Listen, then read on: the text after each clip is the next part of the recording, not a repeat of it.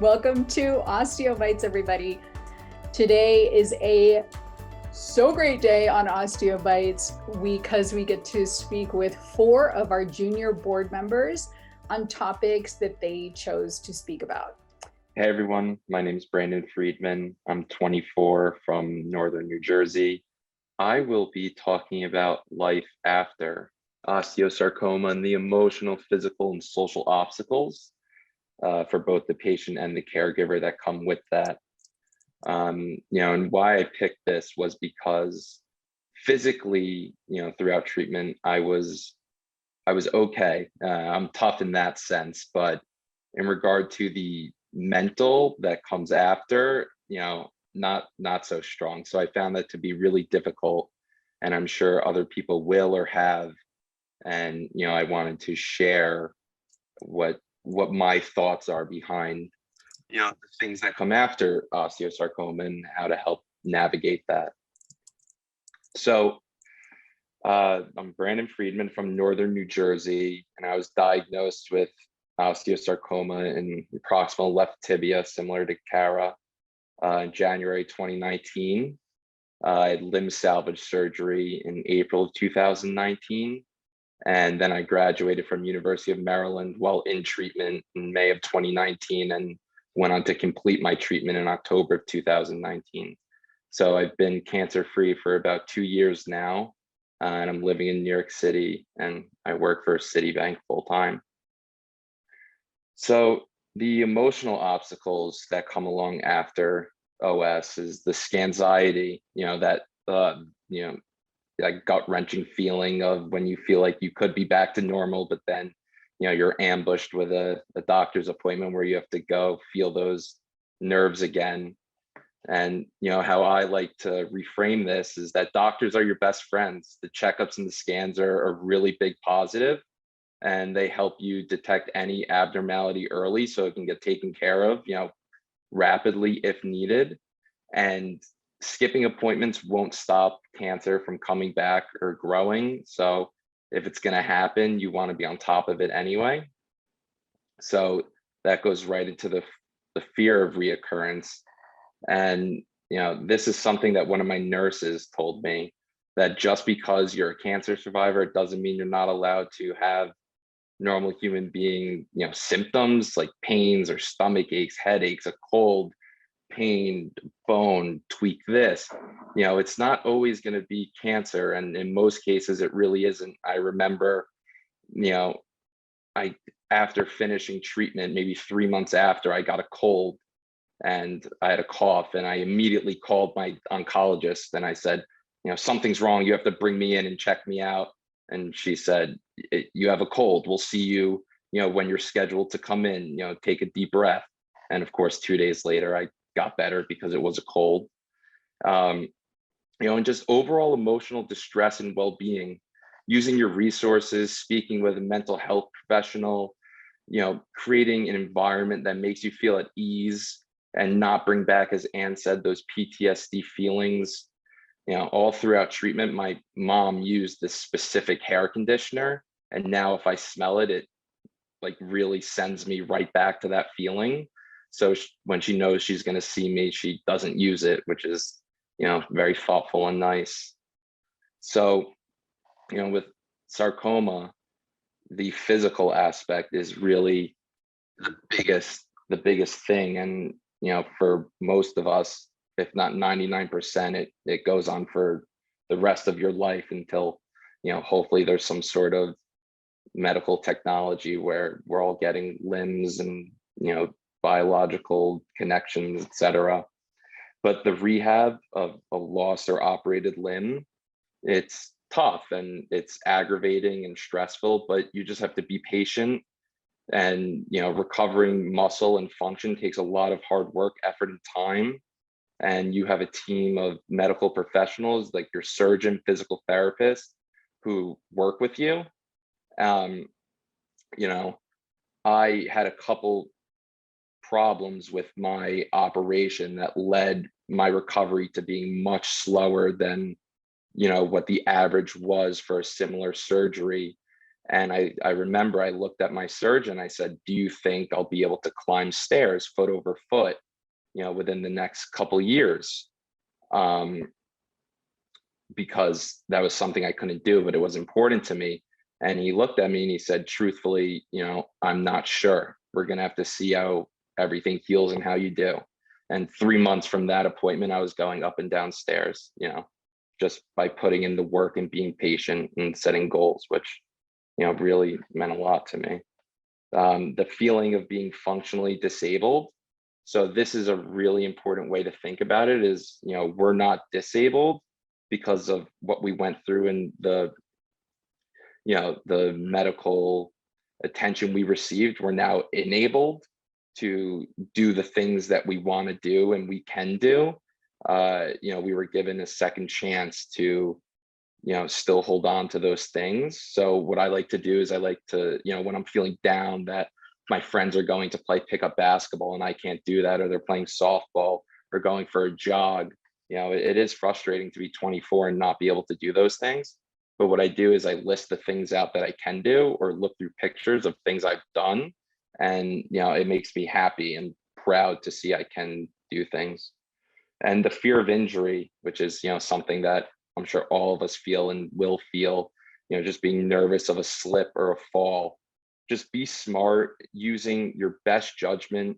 If it's raining out and icy, don't go outside without, a brace or a cane or wearing flip-flops. So just being smart and being proactive about, keeping your legs safe. So some of the social problems that you can run into.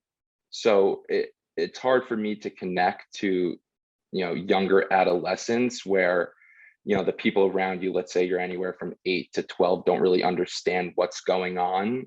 Being 21, when I was diagnosed, everyone pretty much around me in my social settings knew what it was. But just being confident in your body and your functional aids. We're unique and special people.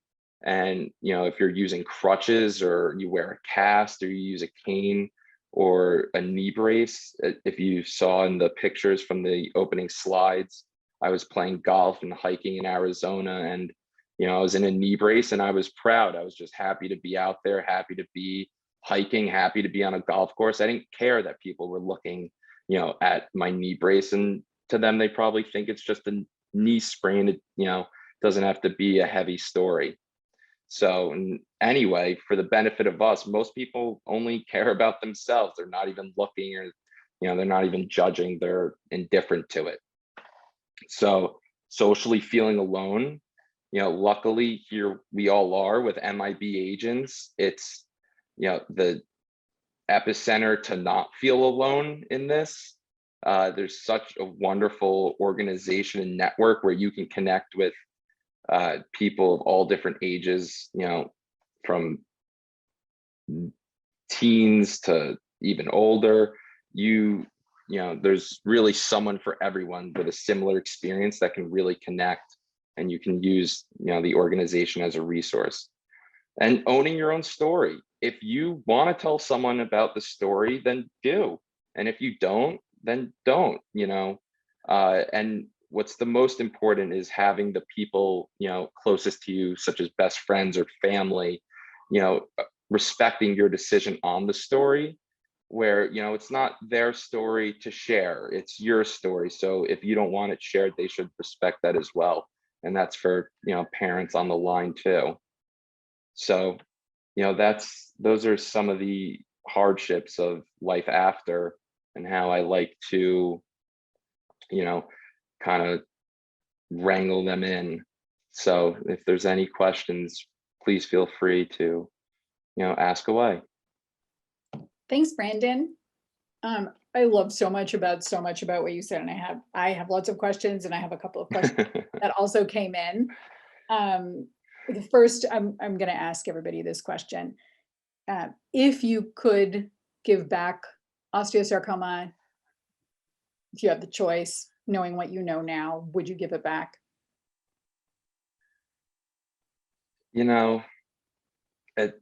It's such a tough question. it's how, I guess, you weigh the physical sacrifice of it versus what it makes you as a person.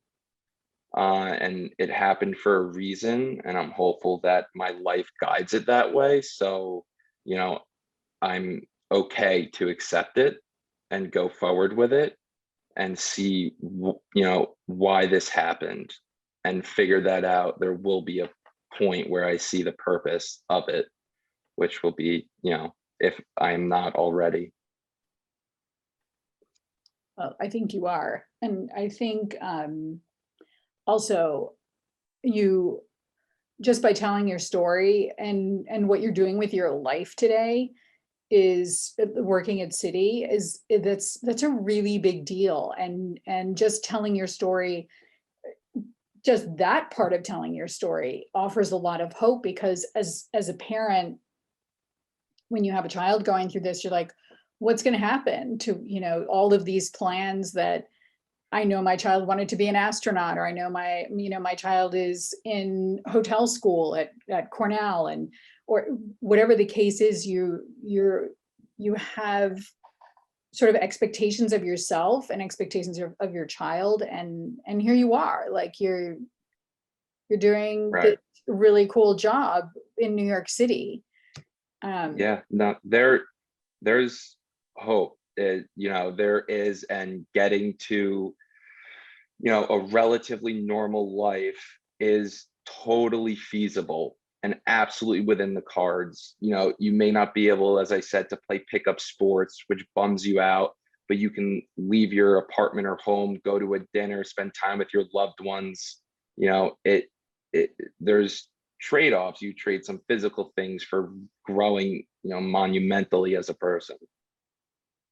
Was it, so you were 21 when you were diagnosed.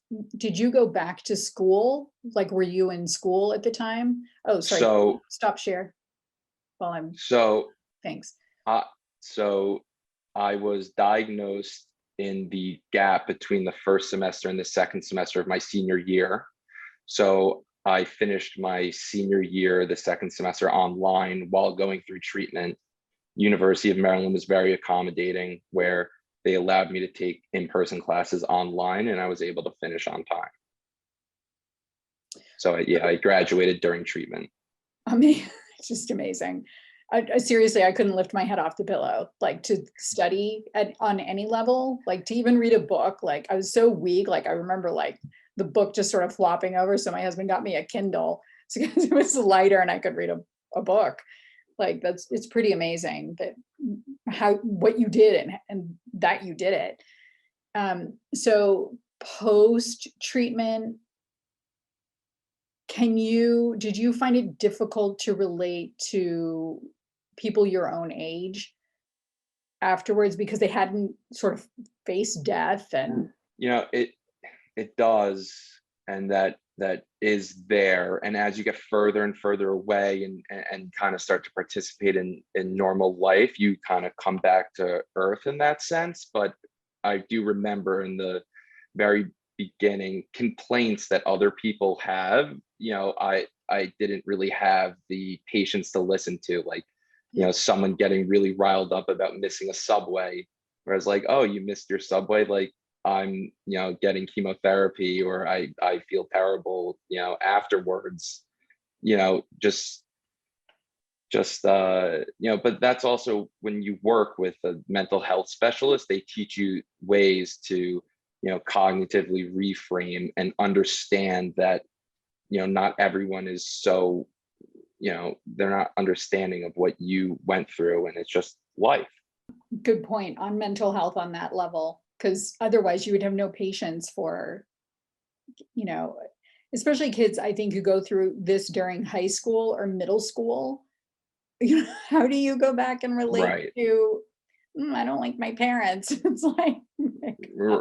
you go through this, your parents are kind of all you have, like every day, day in and day out, and siblings. So yeah, hard to deal with that. Can you go downstairs? How are you at downstairs? Downstairs, good. You can do it? Downstairs, it's kind of just like bend my knee a little and then drop my body weight and catch myself on the other leg, but it works.